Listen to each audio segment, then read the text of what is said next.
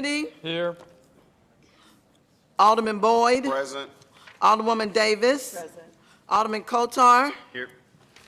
Alderman Ogilvy. Here. Alderwoman Boyd. Here. Alderman Bosley. Alderman Oldenburg. Chairman Rhodey. Present. President Reed. Here. 8 present. You have a quorum. Thank you, Madam Clerk. Wanted to just kind of make an announcement before we take up the bill today. Sorry. A couple quick things. One is we apologize if we misled people. I believe I announced at the last meeting that last meeting was the public hearing, and so that was the point when we provided public input. So today we will not be taking comments from the from those of you who've joined us down here today. Wanted to kind of reflect back on, I always think it's kind of important to remember where we're going, where we are and where we're going. And we began this year's session by... Why did we put out a sign-in sheet? There was a sign-in sheet, and this is not how democracy works. With all due respect, we're not given proper notice of the last meeting. The Okay. last meeting, at no point was the CBA put on public notice for discussion. And therefore that, which was the, main focus of last week's meeting, we were not given the ability to testify. And therefore, we have come here this week to testify, and we were told we would be allowed to testify by the clerk. We signed in the sheet. Well, let's let's think this through step by step. First off, ultimately, we are by law required to have a public hearing, which has to be advertised, and that was advertised far last week. We have strict time requirement. Sir, will you please let me finish, okay? I'm going to try to get to an answer that you like, but as long as everybody down here and starts yelling, I think it's important for us to understand each other, okay? So what I was saying is that by law, we are obligated to have a public hearing that is advertised for. That happened last week. At the end of last week's meeting, I believe I said publicly on TV, if my recollection is correct, that concluded the public testimony portion. Now, we have a few speakers here. Depending on how we do today, we will try to provide a chance to accommodate that. I've already had one committee member saying that they had to leave at quarter after, so we want to make sure that we can maintain a quorum so that we can at least get through today's business. If we can get through it relatively expeditiously, we will provide a couple minutes for people who've made the effort of coming down here today. Is that fair enough? Okay, thank you.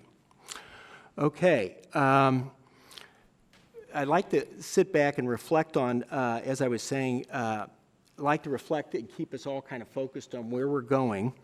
And at the beginning of the session, I kind of adopted, I guess we didn't formally adopt it, but I wrote up somewhat of an mission statement, and we talked about wanting to facilitate urban development to maintain our economic viability of our city and improve the economic well-being of our residents as measured by. And then we talked about, obviously, we can't provide services for our residents if we don't make money as a city.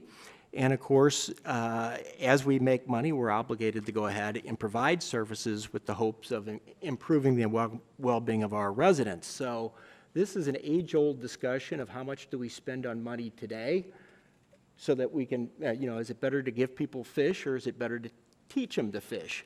And it's an age-old discussion, and it's something that we're all going to disagree about, but, it's kind of a continuum. If we spend all of the money on one way, then, nobody eats fish today. On the other hand, if we give everybody the fish and we don't invest in tomorrow, we're all going to be hungry tomorrow. So we're all kind of going through this, and this is something that we're all going to have different opinions of, and why we want to create the performance measures is to try to collect all the information and get it before us so that we can actually make informed decisions and stop doing things by the seat of our pants. We have gone through and spent much of the last 2 years trying to get better at this. We started out by paying a lot of money to get an incentive study done. We've hired a financial analyst to help us through this process. They developed the financial model. We over here at the Board of Aldermen just hired another financial analyst to help us out. I think people are starting to realize that there's really makes sense in it makes sense spending a little bit of money to try to collect these facts. We began this year, last year I began collecting some of the facts myself. The alderman from the 16th this year agreed to go ahead and kind of head that up because I didn't want to go ahead and dominate the conversation at all of these things. And he has been working with our new financial analysts on trying to put together a collection of what these performance measures are so that we can get an idea of where we are today and where we need to go tomorrow. And we can have a discussion about how to do that. You know, what are the ones that we are weakest in that we should be investing in? So we're going through all that. We're hoping to have a preliminary discussion of that at our next meeting for a little bit, depending upon what else is on the agenda. That'll be at the end of the month. Now, one of the things that I was going to, we've been talking to both Gerard, the president, about this a little bit, and then the alderman from the 16th, who was asked to be excused today, is I think it's very important for us as we go ahead and take a look at those performance measures to have a fair amount of public discussion about that. And one of the things that I think we need to look at in good faith is the Forward Through Ferguson report. And I've spent last weekend looking through that. I've asked, the president was nice enough to spend some time with me last week talking about it, and I've shared that with the alderman from the 16th. So I spent a couple hours on the report this weekend. Obviously, you know, I've reviewed it before, but I wanted to refresh my memory as we get closer to these performance measures. And I would encourage everyone on the committee to take some time to take a look at that so that when we come to the next meeting, we can begin discussing that. And economics, they have a whole section in there about economics, but obviously, economics touches all the areas of the report, and we need to kind of think about which of those are appropriate. They have a lot of things in there for education, but we don't run education, although obviously through our incentive programs, we impact the funding of education. Does that make sense? So I wanted to, you know, kind of get that in mind. We've been, so I wanted to go ahead and say that that was coming up. The next thing I wanted to do was I passed out the, and I think this was sent out to folks, the newsletter from the Alder, as we begin to get ready to take up her bill, I passed out the newsletter of the Alderwoman from the 15th that she was sent out. I would encourage you to read that. Yes, I would encourage you to read that. That was sent out to the residents of the 15th Ward and see if your interpretation, if that's an accurate interpretation of what occurred at the last meeting. And part of the challenges I think the Alderwoman from the 15th has had down here in passing legislation is that, now we never really did a primer on incentives for the committee this year. The vice chairman, I think, would acknowledge, and the alderman from the 7th would acknowledge that we spent a considerable amount of time last session at the beginning doing that. I always feel kind of silly, like I'm trying to be a teacher to people who are my peers, which is, you know, kind of not a particularly. I'm sorry. I almost have to yell into the microphone. I was saying that last session I spent several of our meetings providing kind of a basics 101 on incentives and city incentives and how they work.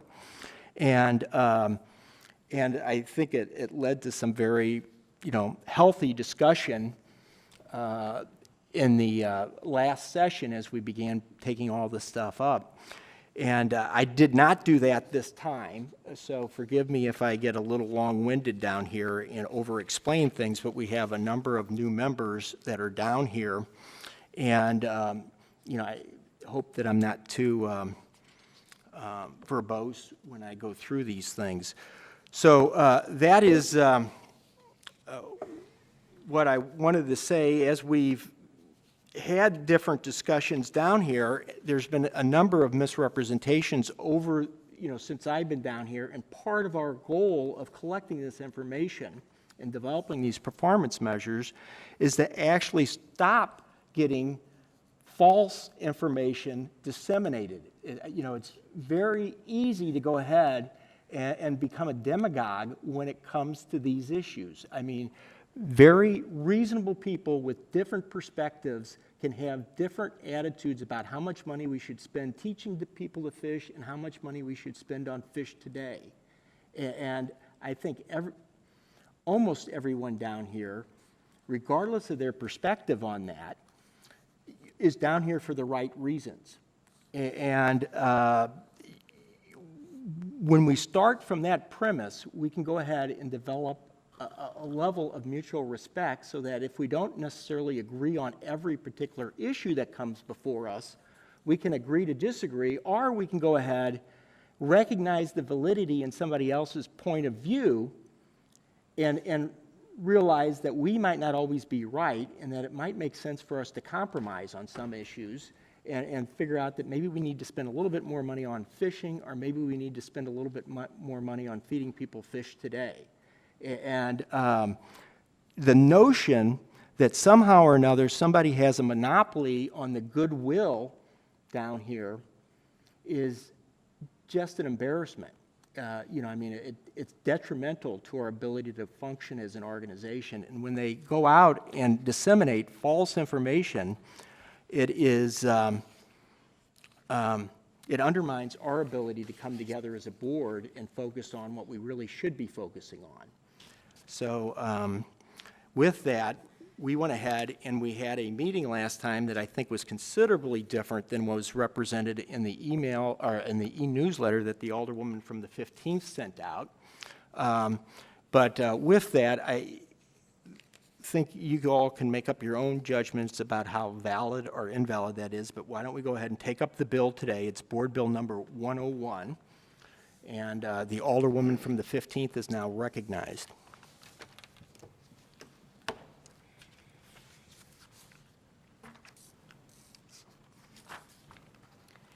Thank you, Mr. Chairman, members of the board.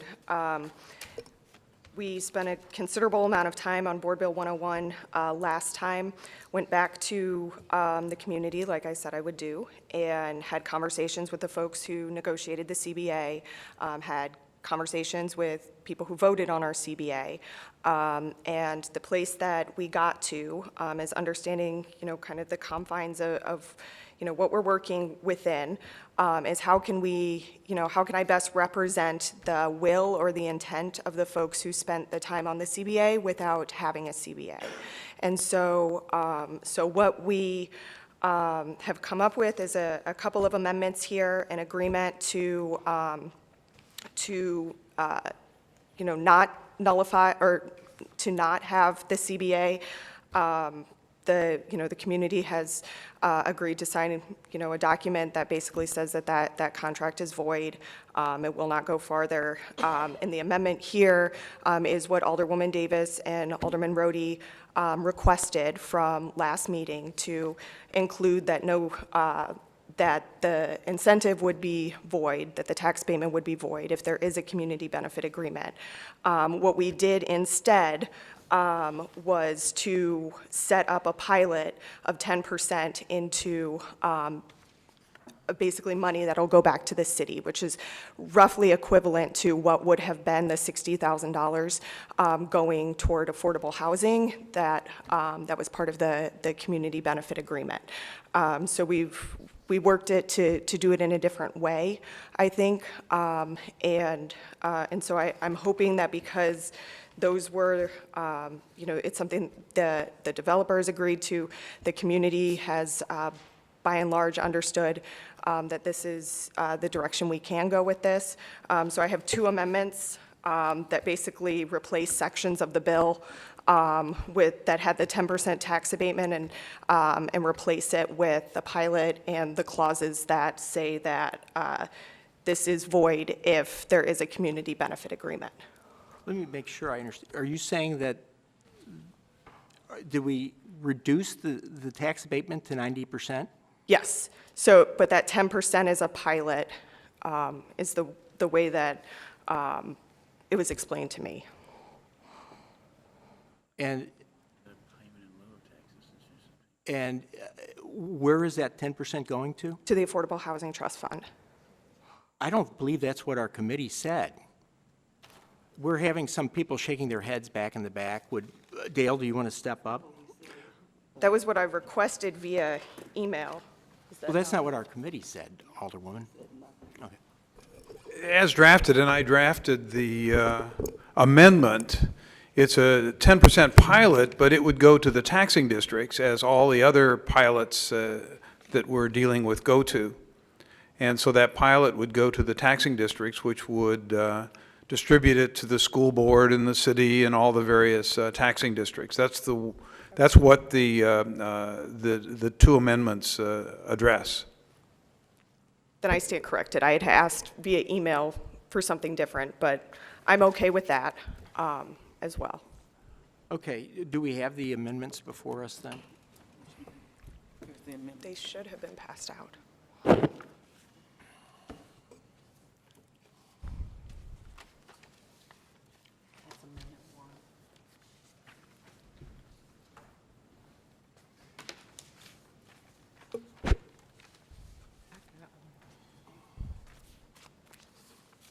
Is there enough? This is Amendment 2. Okay. Mr. Chairman, could I ask a housekeeping question probably of you or Dale?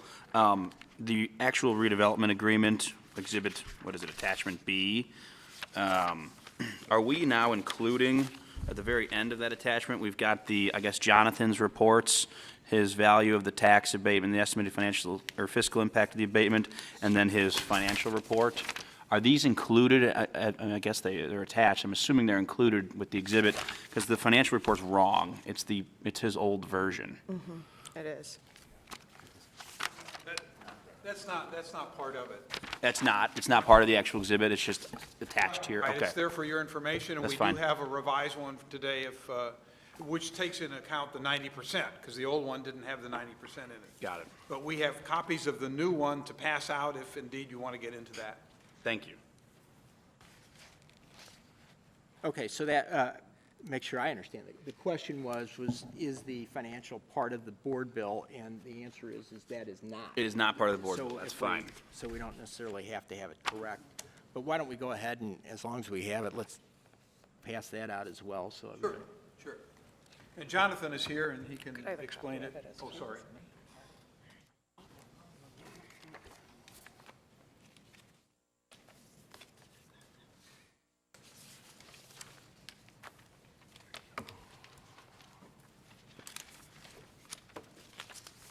Okay, I guess, let's see, the first thing we need to do before we talk about the amendment is to have a motion to put the amendment before us. It's been moved, it's been seconded. All those in favor say aye. Madam Clerk, please call the roll. Alderman Kennedy? Alderman Boyd? Aye. Alderwoman Davis? Alderman Kotar? Aye. Alderman Ogilvy? Aye. Alderwoman Boyd? Aye. Alderman Bosley? Alderman Oldenburg? Chairman Rhodey? Aye. President Reed? No. 6 aye votes, 1 no votes. Maybe let me just explain that there are two amendments, but they're identical. One amends the board bill itself and provides for the 10% pilot. The other amends the attached plan, which is attachment B, and it has that same language in it. So they're virtually the same, and at the end of the tax abatement, it specifically says that community benefit agreement will not be a part of this redevelopment plan. And Dale, if you could just help me out, I think I actually handled the legislation on this, but I want to make sure I understand this because the law stuff, the legal aspects of these things always confuse me. When we use 90% abatement, is that under a different chapter? Is that what? No, it's under Chapter 99. Okay. And Chapter 99 allows us to enter into essentially a development agreement with the developer. At the end of the project, we'll actually enter into a little development agreement with him, and the developer will agree to make a payment in lieu of taxes of 10% of the project. Then we have to amend something, a year or two ago to start giving us more flexibility, or was that the state that amended it? No, was I something don't that think we we had all to could only amend that, do as 10 long as we years have this full? language in each bill. I Okay. don't, and all the bills, you know, well, I won't say all the bills, many of the bills coming to you now have some kind of a pilot in it, and maybe 10%, maybe 20%, whatever it is. And our general rule is we're doing that with all projects except the ones in the north part of the city, which we, I think, all agree need as much incentive as we can give it. And so you'll see a couple bills coming over for north projects, and they will not have a pilot in them. Okay. Thank you, I'm sorry. So we have this properly before us. Alderwoman, did you have any comments before we take up the committee members? I do not, just ask for your favorable consideration. Alderman Kennedy is not present. Alderman Boyd, any questions? No questions. Alderwoman Davis, any questions? No questions at this time. Alderman Kotar. No questions. Alderman Ogilvy. No questions. Alderwoman Boyd. No questions. Alderman Bosley is not present, is he? No. Alderman Oldenburg asked to be excused. Mr. President, any questions? Yeah, I just have a couple quick questions. The first one is left over from the last meeting we had concerning Board Bill 101. And a handout, if you would pass those down. Alderwoman, are you familiar with the City Journal? I am, yes. All right, and do you know what's contained within the City Journal? City business, Mr. Chairman, just can I ask for a point of order? Mr. President, are you asking about the amendment, or are you going to the actual bill? I'm asking about the amendment and the bill. Amendment and the bill. Okay. Because this references the whole introduction and everything that we're doing here today, and it's a question that the Alderman from the 15th raised at the last meeting. Okay. So are you familiar with what's contained within the City Journal? I am. So you're familiar with the fact that our minutes are within the City Journal. Have you had an opportunity to read the City Journal dated July 25th, 2017? I have not, no. All right. Do you remember what happened at the meeting, our last meeting on July 14th prior to a 2-month break? Lots of things. I mean, Do I you, can't. specifically your Board Bill 101? I believe Alderman Kodar introduced it along with one by Ballmer that had been left off the calendar. When you say introduced it, what do you mean by that? Introduced it on the floor. Introduced, and you introduced it on the floor because of what? There was a lapse of communication between SLDC and myself in the clerk's office, and we didn't because- get it filed. Okay, you did not get it filed.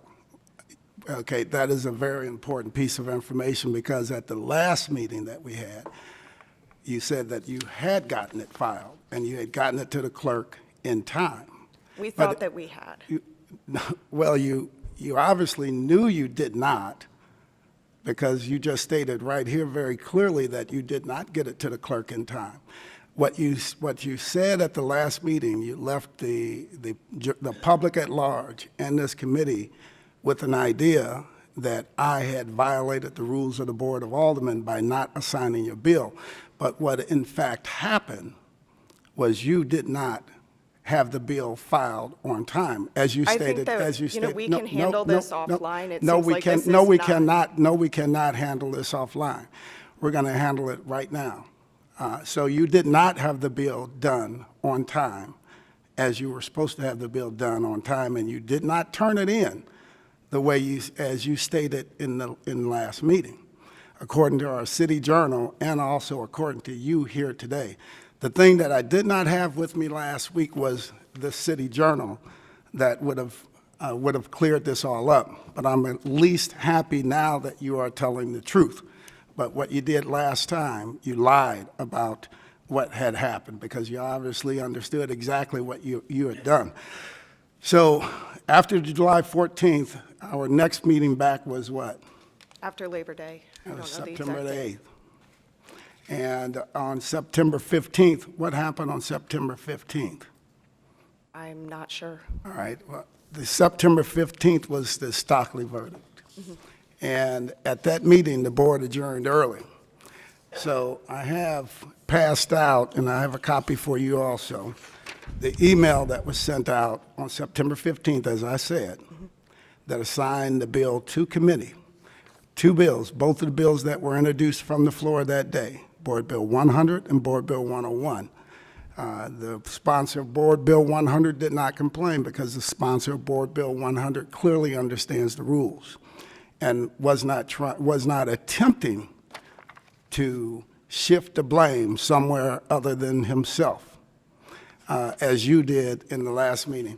It's that kind of behavior that is going to keep me from voting in favor of any of these amendments or anything today, especially after attending the last HUD's meeting and sitting through the meeting, hearing concerns from the residents that the community benefits agreement and the process that took place was not a fair and open process.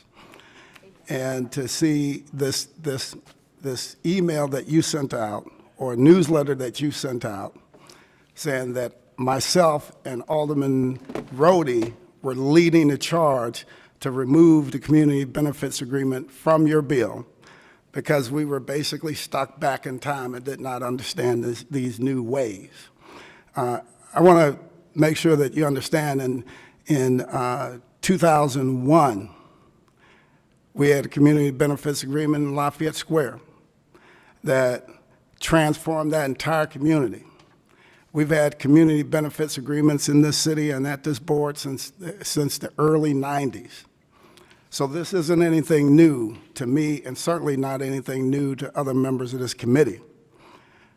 If you remember what I said at this last meeting, I said I think we need to take a look at, even if there's a requirement or a need for a tax abatement before we move forward with this bill. And the reason I said that is because of the way this thing is unfolded. The way you've approached this, by buckling together a community benefits agreement prior to even understanding the financials of the deal, you have allowed the developer to make sure that the community benefits agreement is now part of the total financial package, which means that instead of requiring a 90% tax abatement, this thing may only require a 5-year tax abatement for 80%. We don't know now, and nor will we ever know. Because when we took that money, now that we're taking this additional 10% off, the way I'm seeing this thing is that the total project now has been buoyed by 10% to account for the $60,000. So no matter whether it goes to the city, no matter whether it goes to a nonprofit, it's still coming off of the school district because it was never needed. So for that reason, I will not be supporting the bill. I'm not supporting any amendments. And I encourage you to attempt to tell the truth and be truthful and honest moving forward. It is reprehensible that we continue to have to deal with this type of stuff at the Board of Aldermen at this point in time. Thank you, Mr. Chairman. Okay. We have both amendments, or I guess this is amendment number 1. I do have one question, Dale. And again, I am not the attorney. But kind of at the bottom of it, let's see, beginning page 7, strike section F, you have the redeveloper shall not enter into a community benefit agreement related to the implementation of this plan. Is that succinct enough to, I mean, we want to go, I think the intent of the committee is to go ahead and put that in all bills going forward until we come up with some sort of community benefit agreement. I mean, is community benefit even defined anywhere in here? This section does not include the verbiage of community benefit as it did before, and then clarified it at the end. I read it into the whole part. Yeah, it is not defined in here, no. We see our colleague from the 15th, I guess one of my dad's favorite quotes was Shakespeare, "A rose by any other name is still a rose." And we have been doing community benefit agreements down here since before I came down here. Nobody called them community benefit agreements. And we just, had a variety of things, and they've taken various forms over the years. But I'm just wondering if we need to have a definition on that and to preclude. Jack, what's your thought? You're the attorney here. Well, Mr. Chairman, I would probably define the term. It's a capitalized term in this amendment. I would certainly include some definition that covers a community benefit agreement or a similar agreement by any other name. Is that something we can come up with very quickly, or, Lou, how are you? I guess I should be asking you, you're our attorney. I'm sure we could. Okay, can you go ahead and get started on that for us? Huh? Yeah, well, I think we want to do these things, we want to do them right. It would be good to, probably for us to pass a resolution. For the general So where does that put us? We still need, procedurally, can I, I don't need a motion to put that on hold, do I? Can I just go ahead? Want to take a break?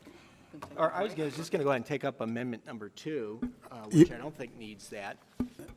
I'm trying to go ahead and be expeditious, so we try to find a few minutes at the end so that we can provide, yes, Alderman from the 26th. Yes, Mr. Chairman, maybe this question is for Dale while we're looking at doing amendments. Dale, should the redevelopment agreement reflect the 10% pilots as well? Well, it will. I don't know. We don't. I mean, it's attached, right? Isn't this the redevelopment agreement attached to the board bill? as an No, exhibit? there isn't a redevelopment agreement attached to the board bill. Exhibit A is what? Exhibit A is the legal description of the area, and exhibit. Attachment A is the legal description of the area. Attachment B is the plan for the area. Okay, but within the plan on page 8, it talks about the 10-year tax abatement, but it doesn't it starts on page 7 where it says tax abatement, Right. and then it finishes up on page 8, and it doesn't mention pilots. It mentioned a straight 10-year tax abatement. That's what I was asking. Should No, this document? the amendment, because that whole thing gets deleted in the amendment. Okay. And the amendment replaces that. And the amendment in the plan, the title even changes because it's tax abatement and community benefit agreement. Okay. And then it outlines the 10% pilot in the amendment. So it automatically gets changed. Is that what you're Yes, saying? that is the second amendment that's before you. The First Amendment deals with the board bill itself, and the Second Amendment is identical to it. Okay. Except it's what replaces that language in the plan. I got it. Thanks. Okay. Well, then, I'm going to go ahead and just decide that we'll go ahead and, I'm not going to take a vote on it. I'm going to set Amendment 1 aside for a second. We're going to take up Amendment 2. And I guess what we need now is a motion to put Amendment 2 before us. Second. Previous roll. It's been moved and seconded, previous roll. Are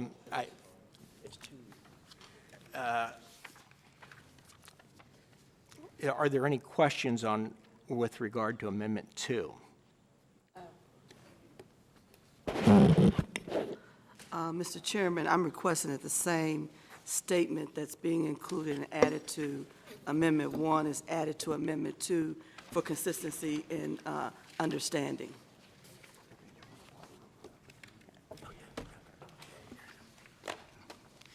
Okay, so we'll go ahead and do that. So we're not going to be able to pass that either then. Why don't we go ahead, if there's no other questions of the committee up here, it's about 10 o'clock. We got a few minutes while they work on that. Why don't we go ahead and try to go ahead and provide the public an opportunity to comment before we take up the final board bill. 2 minute. The alderwoman from the 19th has asked for a 2-minute limit. We have 5 speakers lined up to speak in favor of it, 4 against it. That would be 18 minutes, which we may lose the alderman from the 24th. How is the rest of the committee? Are you all good till 10:30? Yeah. Okay, and could we add, We got a 10 o'clock meeting. I need 2 of your members to make the quorum. At 10? Take a break. Yeah, if you're taking a break, I'd appreciate it. Give me at least long enough to come over and take one vote. If nothing else. Sure. Why don't we do that now, then? he needs to start his meeting, so he's gonna take. Can I allow, I think you allow them to start talking, and whoever needs to make roll call, they can make roll call. Yeah, why don't we go ahead and begin the comments now? We have a couple of people who'll duck out for roll call. Yeah, I'm coming. Could the people that are residents of the 15th Ward speak first? Well, you know what, we only have 9 only got speakers. 5? Yeah, Okay, it's 5 about 9 speakers, so we'll go ahead. We'll ask people to limit their comments to about 2 minutes. We have the developer. Did the developer still want to speak to Mr. R. Mulp? You're comfortable, okay. Glenn Burley speaking, did I pronounce that correctly? Speaking in favor. Actually, due to the amendments, I'm going to have to move to con. Oh, okay. Okay, then I'm going to put you at the bottom. Well, go ahead. We'll start you out with being against it then. Thank you. And additionally, Megan Betts, who I believe signed up, is willing to cede her time to me so I can complete my statement. First off, I want to thank the members of the HUD's committee for having us here today. My name is Glenn Burley, and I'm the Community Engagement Specialist for the Metropolitan St. Louis Equal Housing and Opportunity Council, or EHOC. EHOC is the United States Department of Housing and Urban Development's St. Louis Metro Fair Housing Initiative Programs partner. In that capacity, EHOC performs investigations and files enforcement actions against private and public actors in the housing space with local, state, and federal authorities.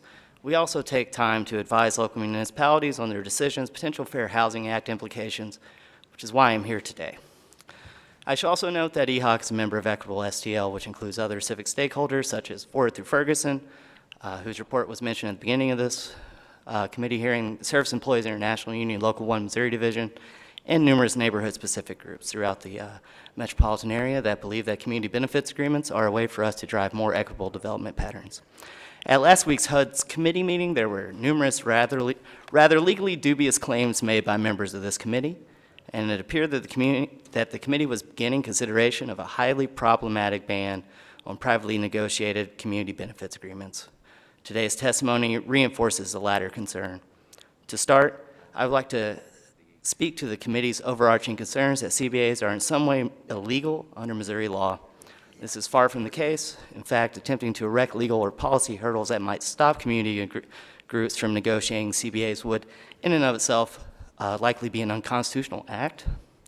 Attempting to inject the local government into these privately negotiated contracts would almost surely be defeated if legally challenged.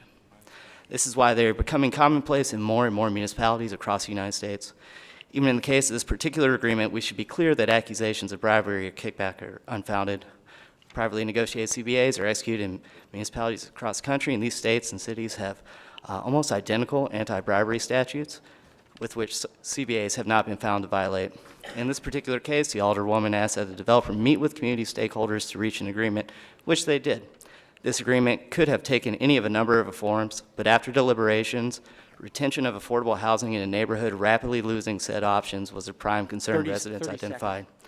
Okay, so I'm going to skip some of the stuff here. So I just want to make sure that folks understand that they voted for almost an identical thing around the MLS stadium. There was a contract negotiated that sent numerical financial value to nonprofits that was delineated. The alderwoman in that case, Christina Gracia, said in this very room at a hearing that it was a requirement of her moving forward with her bill. And all the members of this committee, save Oldenburg and Bosley, voted affirmative in that. But our larger concern is that this move, restricting the usage of CBAs, would imperil the city's compliance with the Fair Housing Act's obligation to affirmatively further fair housing. As a HUD-funded sorry, that's recipient your time. entitlement district, the St. Louis City takes on certain obligations. Among these obligations is that of affirmatively furthering fair housing, which means that the city is required to take affirmative steps to reduce neighborhood segregation. By attempting to stop the creation or I'm sorry, retention of that's time. affordable housing units in higher opportunity neighborhoods, such as Tower Grove South, the city is actually acting in the opposite manner, making affordable units available in neighborhoods with I'm higher sorry, median that's incomes ti- and proximity to numerous job opportunities would clearly be erecting an impediment to fair housing, which can endanger the city's access to important HUD funding and would open the city up to potentially costly legal liabilities. By actively moving to stop the creation or retention of affordable housing, the city is acting in a manner inconsistent with the Fair Housing Act. In one of the country's more hyper-segregated metropolitan areas, the obligation to affirmatively further fair housing is one of critical social importance. Okay, so I want folks to please consider the action of attempting to attach these clauses to every bill going forward.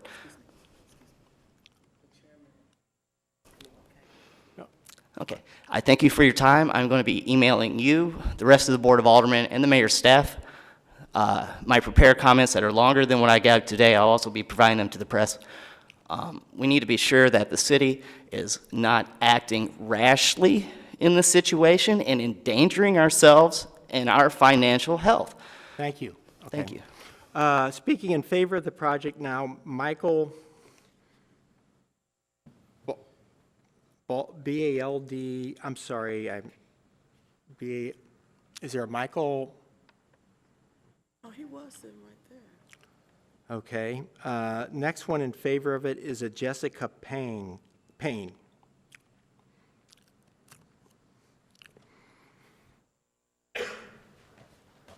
Hi, my name is Jessica Payne. I'm a board member of the Old North St. Louis Restoration Group, which has been in front of this committee many times. We are also a member of Equitable STL, so I'm here speaking on their behalf. Like Glenn, my position now, due to the amendments to this bill, is against. Equitable STL believes in community benefits agreements because they put community at the center. One of the key tenets of the Ferguson Commission, putting community at the center. They call us to do that because it's the only way that we are going to achieve racial equity in this city. Two of the calls to action from the Ferguson Commission report are building healthy, affordable housing, which the community decided in this case that they wanted to do. That's what they asked for as part of their benefit agreement. The other one is enacting inclusionary zoning ordinances, which we do not have at this point. So this was their solution to ensure that affordable housing was available in Tower Grove South. As a former resident there, I understand the need for that in that neighborhood as well as in my own. The Ferguson Commission also tells us that if change is going to happen, we first have to have a culture of trying. Stopping this initial CBA process in Tower Grove South is basically saying, sorry, you cannot try this. Your community does not have a voice. Your residents are not able to decide what they want for their own community. That is what I'm hearing from this committee when they say that a CBA is not allowed, when they say that we're sorry you spent all of these hours negotiating this process to decide for yourself your own best interest for your own community. We don't agree with that. We're going to stop that. That's what I'm hearing. I also want to share some information from the Local and Regional Government Alliance on Race and Equity. They have a publication on racially equitable development practices. It says, to achieve the vision of racial equity, it requires government institutions to make structural changes to address the history of inequity. This includes, most importantly, communication feedback loops that hold us accountable to community. When the community raises their voice and says what they want, when the community steps in 30 seconds. and says that they want to see dollars allocated to affordable housing from a new developer coming into their neighborhood, that is community voice. That is community saying what they want and what they need. And to hear this committee step on that and say, sorry, never mind, your voice does not matter, is really disheartening. This report also calls to for community-controlled development and community-based organizations, which again, this committee has said we're sorry that it should not be included in an abatement process. So I just want to share my dissatisfaction with all of this. Thank you. Thank you, ma'am. So that was it. And then the last one speaking in favor was Megan Betts, who yielded her time, I believe. Speaking again, I guess this is a continuation, speaking against it, is Christian Herman. Christian stepped out. Okay. Speaking against it, Matt Frederick.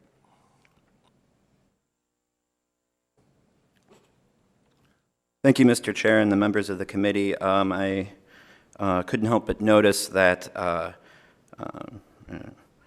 no one representing the Tower Grove South Neighborhood Association is here. So while I don't speak for them, I would just like to remind the committee of an excerpt of an email that I sent to the committee. So I'll be real quick. On November 7th, Board Bill 101 sponsor, Alderwoman Megan Green, informed your committee that she would seek to have the Tower Grove South Neighborhood Association tear up an executed community benefits agreement. On November 9th, the Tower Grove South Neighborhood Association's Andrew Arkles, on behalf of the Neighborhood Association's board, wrote, "No request has been made, written, verbal, or otherwise, for us as a board or organization to rescind the CBA. We meet tonight, and nothing of the sort is on the agenda. We have asked that if the developer wishes to not move forward, that they follow the termination procedures outlined in the contract." I believe that the committee has a copy of the termination procedures as outlined in the Community Benefits Agreement. Note that the Tower Grove South Neighborhood Association has already specifically performed its side of the Community Benefits Agreement by endorsing the project by letter to your committee. Setting aside whether the executed instrument itself is enforceable, it strikes me as both permissible and likely that the Tower Grove South Neighborhood Association Board and/or Tower Grove South Neighborhood Association members would be entitled to seek in equity an injunction if the developer attempts to avoid performing his side of the agreement. To put it plainly, I think that if HUD should pass Board Bill 101 out of committee, then drawn-out litigation is quite likely to occur. Thank you. Thank you. Yeah, well, just leave them here. Let's finish the testimony at this point. Signed up next was Cheryl Wittenauer. Point of order, I just wanted to say that someone from the Tower Grove South Neighborhood Association is here, but I just did not sign up to speak. Oh. And this has been misrepresented in what the board has said. Thank you. Mr. Chairman, I'm gonna call a point of order. You know, we have to conduct ourselves decent and in order, and outbursts from the audience is not acceptable. If you want to speak, you had an opportunity to sign up to speak, and that's not fair to the committee that we continue to have to hear people just shout out for the audience. So I'm asking, can we do things decent and in order? Thank you. Cheryl Wittenauer. We had two people that signed up who weren't here, and I'll try to circle back. We'll give one last shot when we're done with everyone. Thank you. I'll try to be succinct. My name is Cheryl Wittenauer, and I am a member of the Tower Grove South Neighborhood Association. I'm not on the board of the Tower Grove, but I'm a longtime member and resident. I was a little confused by Alderwoman Green during her presentation this morning when she said that she spoke to the voters of the Community Benefits Agreement, and she said, quote, "The community has agreed to let this development go forward without the Community Benefits Agreement." I was one of the voters. I voted on that Community Benefits Agreement. I was not on the committee that crafted it, but I certainly was there for the vote. I voted against it. I certainly was not contacted by Alderwoman Green, and I kind of affirm what Matt said, too. I don't understand that, I'm not sure if the city is losing or gaining taxes from this most recent change about, so I guess I need further understanding of that. Anyway, that's beside the point, I guess, but I am lacking an understanding of that. our residents and school districts and other taxing authorities losing more money or less.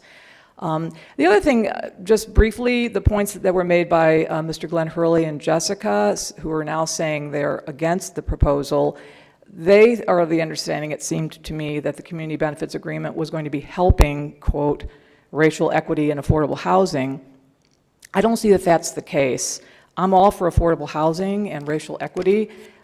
During the conversation about this whole development, there was an interesting meeting in which the developer said that his target demographic for his proposal was going to be Washington University graduate students. That means to me people with a lot of money. 30 and seconds, then he was 30 seconds. Okay, and that there was also, Alderwoman Green said that she was already working on an affordable housing situation, literally, she said, on the other side of the tracks. To me, that says white people over here, black people over here, let's have some, that does not speak to racial integration. It speaks to more racial disparity and also income disparity. Anyway, I think it's a pile. Thank you.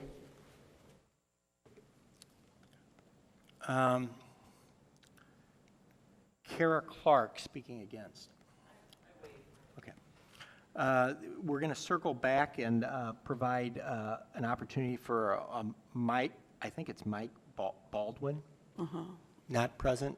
Okay. Chris, and Christian Herman. Is that Christine? Christian. Oh, Christian, okay. Oh. I'm sorry? You waive speaking. Okay, thank you. Well, we've lost a couple committee members. I think we'll be able to get them back, but I wanted to, and I certainly don't want to speak for other members of the committee. Everybody else has their own perspective on this. My interpretation of the discussion last meeting wasn't that community benefit agreements are dead forever. It was that they were on hold. And I want to perhaps give my justification for being there. I have used community benefit agreements. My use of them was probably targeted at a far different goal than many of the folks who spoke here today. One of the things that happened was to me, which impacted my decision and why we are so interested in getting these performance measures, is that people are operating with not very good information. All of us are, not just people who stood up today, but all of us are not operating with very good information. As an example, we had a hearing on providing economic incentives for a 35-story building in my ward. We haven't had a 35-story building, residential, built a long time. Someone who identified themselves as the head of the Tower Grove South Neighborhood Association came up, created a big scene at the meeting, complaining that we weren't doing enough affordable housing in the 17th Ward, in the Central West End area. Well, we went ahead and we actually started spending a lot of time collecting information about affordable housing. We have 4 different sources of affordable housing in the city. We have block grant money. We have the Affordable Housing Trust Fund. We have the St. Louis, the public housing. We have LITAC, and then we have what's our 4th one? We have anyway. We have 4 sources of that. We had to combine all of that, get it all in one information, and I knew this, but obviously the person who's head of the Tower Grove Neighborhood Association didn't realize that in the West End, there's in the 17th Ward, there's over 1,000 affordable housing units. And that puts the 17th Ward in number 7th in the city. I live one door away from 250 housing units that are affordable. That's 4 times the number of housing units that's in the 15th Ward.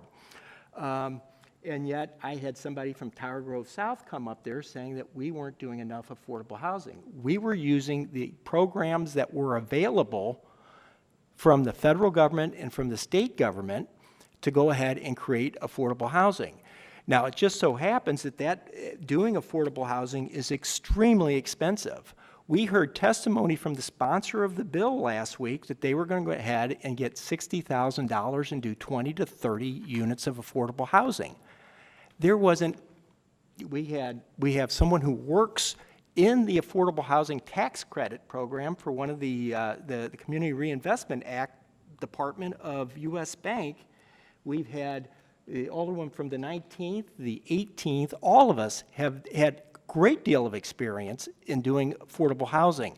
There has been, since I've been down here, 300 to 400 units in my ward that I personally participated in creating. And in the 15th ward, there are 65 affordable housing units.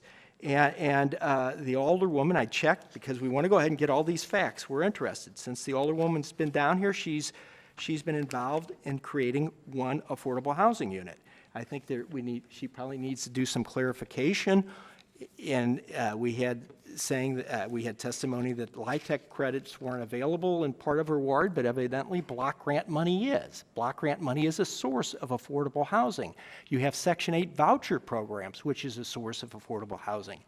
In my ward, we had tremendous disinvestment in a portion of the ward, which was low income. People left that area. I had a professor from Washington University write a thesis about how there was displacement. So you have this situation where if you encourage reinvestment, you're going to end up having middle-class people move in, and the big complaint there was that lower-income blacks were being moved out, yet we had affordable housing created there to go ahead and retain a substantial portion of the lower-income population. If you have disinvestment, people just leave. That's the reality of the situation. So when we end up, it becomes a circular argument at some point.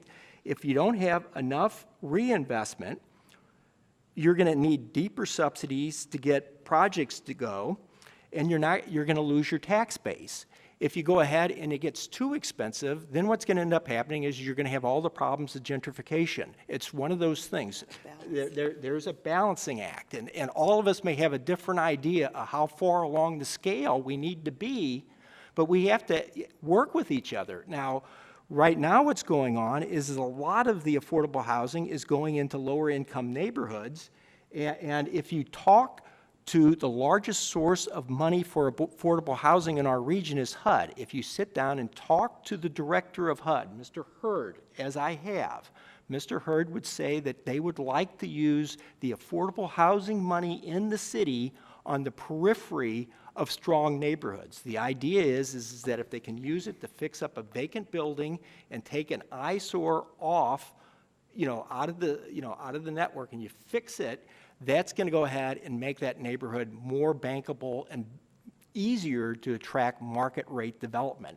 So HUD actually has, thought about these things, and they put a number of restrictions on our ability to use that money. It's not saying that we have all the answers down here, far from it, but what we would like to do as we move forward, if we're going to start doing community benefit agreements, let's try to go ahead and do it in a rational framework. I have used them extensively in the past, and I'm sure the way I used them is different than other people down here. As part of this, the Alderwoman sent something out that said I was against community benefit agreements. I wasn't the one who spoke against them. It was the Alderman from the 24th Ward, and trying to lead by example, I agree I'm not doing them anymore, and we wanted to put that language in to make it clear. Now, when we go ahead and we get the facts before us, and we can have a healthy discussion when we get the performance measures put together, we can all have a very healthy discussion about what's important. We have some older people down here who think planning is important. I think there's a number of people that think public transportation is important, which is also something that was brought up in the Ferguson Commission. It's one thing to give somebody a subsidy so that they can live in affordable housing. It's a much bigger thing for us to go ahead and try to figure out how to get that person a job so that they can live in market rate housing. And one of the things that we're struggling with, most of the community benefit agreements that the NAACP and groups like that have negotiated has been much more on the opportunity side of things. They have been very active in trying to make sure that we have minority participation and St. Louis City resident participation in construction projects. And many of those projects, you know, we're working diligently to go ahead and try to make sure that we go ahead and create that opportunity. One of the challenges we have is when we create the opportunity, the people take the paycheck and they leave the neighborhood that they used to live in, and you know, we have this kind of thing where we're chasing our tail.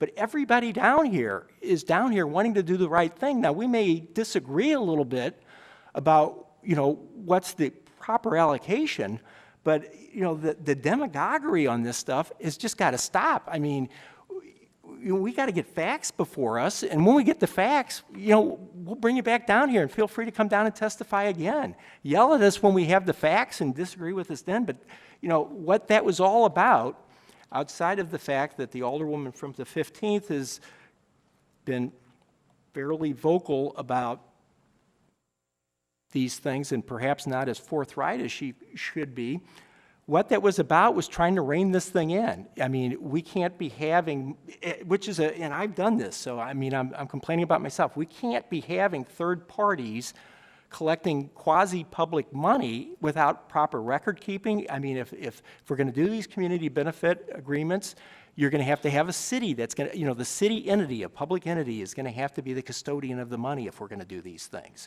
They're going to have to be record keeping. They're going to have to be realistic. The notion of somehow or another doing affordable housing, 20 affordable housing units with $60,000 is ludicrous. You know, that's not real.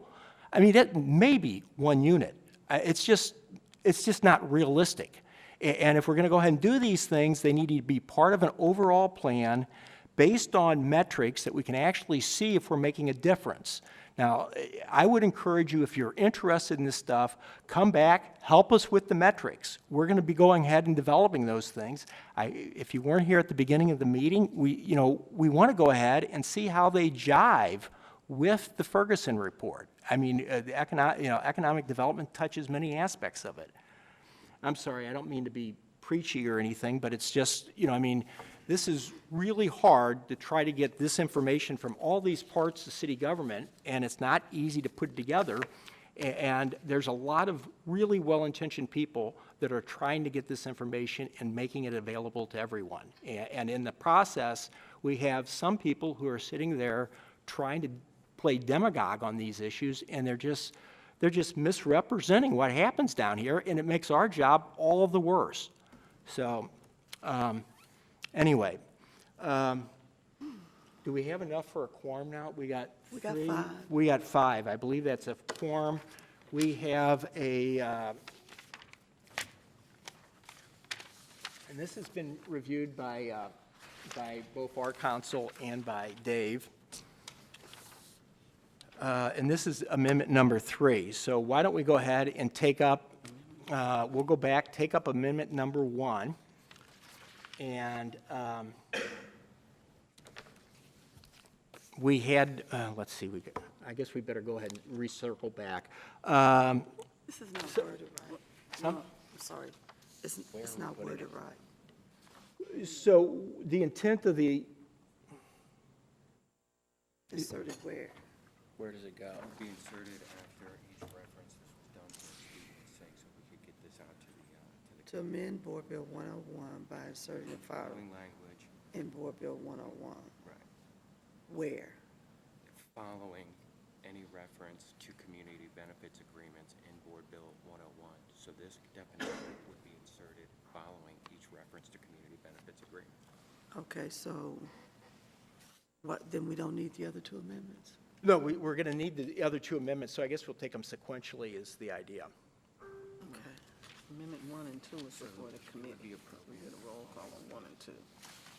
Well, I think we need to go back and just go through them each again. Go through each one of them. Okay, so the game plan is that we adopt Amendment 1, then we adopt Amendment 2, and then we adopt Amendment 3, which in essence will amend Amendment 1 and 2. Okay, am I making myself clear? Gotcha.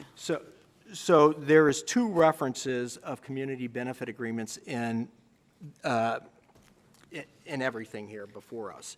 And what Amendment 3 does is it says anytime that there's a reference to community benefit agreements, they're going to tack on that little definition. after our council reviewed this, they felt that that was the best way to do that. So, is everybody on board? Okay, let's go ahead and begin by, the chair will accept a motion that we adopt Amendment 1. So moved. Second. It's been moved and seconded. Madam Clerk, call the roll. Alderman Kennedy, Alderman Boyd, Aye. Alderwoman Davis, Aye. Alderman Kotar, Aye. Alderman Ogilvy, Alderwoman Boyd, Alderman Bosley, Alderman Oldenburg, Chairman Rhodey. Aye. 5 aye votes. Now, why don't we go ahead and redo that, just in case that was, I don't know where we are. Technically, that would have been putting the amendment before us, and now we have to adopt the amendment, although the, We already did before us. oh, you're good, We already did that. everybody's good with that, okay. So this is adopting Amendment 1. Yeah, so we adopted Amendment 1. We already put it before us. Okay, then we go ahead, and then we have Amendment 2. Was Amendment 2 before us before? So we have a vote for putting Amendment 2 before us. We're violating every procedural process down here, but, okay, now do we have a motion that we adopt Amendment 2 then? I move that we adopt Amendment 2. Second. Previous roll. Hearing no objections, we'll consider Amendment 2 adopted. Now we need to go ahead and have a motion to put Amendment 3 before us. I move that we put Amendment 3 before us. Second. Previous roll. No objection, Amendment 3 is now before us, and now the chair will recognize someone to go ahead and make the motion that we adopt Amendment 3. So moved. Second. Previous roll. Okay. So Amendment 1, 2, and 3 are now attached to the bill, and we now need to vote the bill out. So the chair will recognize someone to make a motion on, I move that we pass Board Bill, oh, sorry. sorry. I would like to ask the Alderman a question before you call for the vote on it. Sure. We can certainly pause, Alderman. Proceed. Yeah, Alderman, I just want to be clear, because it's coming off as if the committee is not supportive of community benefit agreements. As one of the committee members, it's been a little convoluted, this whole discussion about how the community benefit agreement have come about, what role local government is playing, what role community groups are playing. And from some of the research, and there seems to be quite a bit of research out there, there's some instances where community groups do it on their own. The agreement is totally within the community. The government doesn't really have a role in that. And then there's where the government has a role. And I believe when they did the MLS Stadium deal and they had a community benefit agreement, which was brought up earlier, the government had a role in how that was going to work. And so what it seems to me is we got kind of twisted on all the real interpretation of community benefit agreements. I don't think that we're clear still to this day. And I don't want people to think that, I know for myself that I'm against it, because I'm very much for community benefit agreements. I've seen it work well for all communities, especially in the city of Ferguson, when Emerson got a TIF and they put the home repair, $250,000 they gave back to the whole community, and they focus on certain neighborhoods with affordable housing. So I just want to be on the record and say I do support community benefit agreements. I would think I speak on behalf of the committee that we do. I think you've heard that. This just, in my mind, has been kind of a convoluted process. I appreciate that. And I think we need to spend more time talking about it. I know there's, you have a bill, the president has a bill. I look forward to more discussion about how we can really do it right and how the whole community can feel like they had a voice and that it wasn't just certain groups, because some of the conversation that we've heard in testimony, some groups or some people felt left out, whether it was a survey, how far did the survey go, and so on and so forth. So there's been, a lot of conflicting stories about how that process worked. So again, I just want to say that is something that I support community benefit agreements, and I look forward to this board being able to work better and get a good standard and a good matrix that we all can agree on, because in some cases, community benefit agreements that could kill the project, because community benefit agreements could say, hey, we want you to hire local people from the neighborhood in the construction phase. I mean, they're all different type of amenities to put inside a community benefit agreement. It's not just a one-size-fit-all or one amenity that works for all agreements. So I just want to be on the record and say that. Thank you, I appreciate that. Any other comments by any other committee members? Mr. Chairman, I thank the alderman from the 22nd Ward for giving some clarity, because all of us who have been a part of large development for a number of years understand the importance of having, number one, the community involved, and then secondly, having some type of agreement and/or process that also brings additional benefits other than the development itself.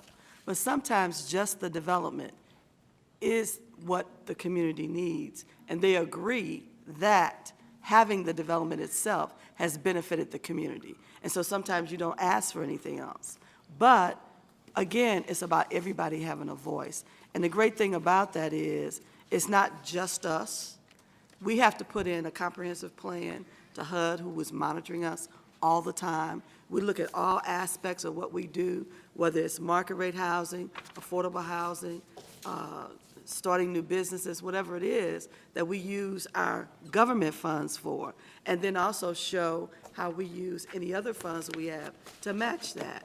And so all that information that's out here is really important for us to continue to try to educate the public a little bit more. And I think then, you hear me saying that all the time, educate, educate. I don't want anybody to take my word for anything. I'll tell you what I think, I tell you what I have experienced, but then I'll tell you where to go find the facts for yourself. And so that's a part of what needs to happen. Not try to steer people just down one path. We have a lot of great things that are going on in the city, and when we look at the numbers for affordable housing, they're very high. We'd like to have more of them in other parts of the city, but some people, and again, that's a community's right, they fought against having them in their neighborhoods, and that's their right as a community. But a lot of us have found a great need for it, have used it to the limit. I mean, I build more habitat houses than anybody. I want to see people also own homes at an affordable rate. So we got to have more education and giving the public the opportunity to have more education. And I wanted to thank President Reed for starting the series of going around the city so everybody can have a voice. Let's record what everybody is thinking and what they believe should be their role to play, and not continue to try to drive an issue that is bringing too much, what I consider to be unnecessary dislike and discourse in our city. We don't need that. We got enough things going on a national level and international level to keep us busy a long time. So if nothing else, we need to coalesce here in our own community and make it work. And so again, I'm excited about your project. I hope it works well, but there's still a lot of education that needs to take place in the future. Thank you. Any other committee members? All right, now the chair will entertain a motion that we pass out Board Bill number 101. So moved. As amended. Second. Previous roll. Hearing no objection, we'll consider Board Bill 101 heard and passed out of committee with a due pass recommendation. Having no other business before us, we'll consider today's meeting adjourned. Thank you all. Teacher, let us